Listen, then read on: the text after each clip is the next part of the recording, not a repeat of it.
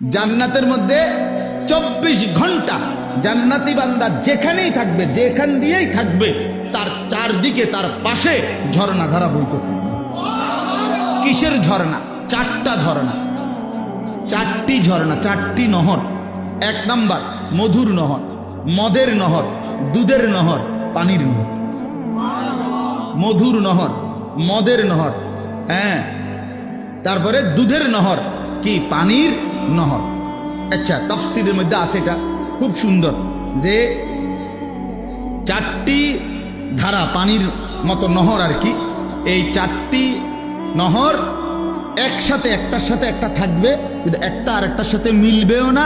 একটার মাঝখান দিয়ে আরেকটার লগে কোনো পার, মানে মাঝখান দিয়ে কোনো ব্যারিকেডও থাকবে না, বুঝেন নাই? কিন্তু এটা আলাদা আলাদা, কিন্তু কি নাই, কোনো ডিভাইডার নাই, কোনো যে মাঝখান দিয়ে দিয়ে ওয়াল দিয়ে দিয়ে কি করে দিছে এমন না।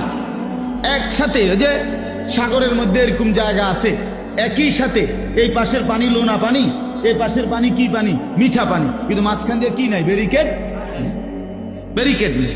এই 4টি নহর, দুধের নহর, মধুর নহর, মদের নহর, পানির নহর চলতে থাকবে, বইতে থাকবে পাশাপাশি, কিন্তু কোনো পার, কোনো আর কোনো ব্যবধান থাকবে না। এলো এক।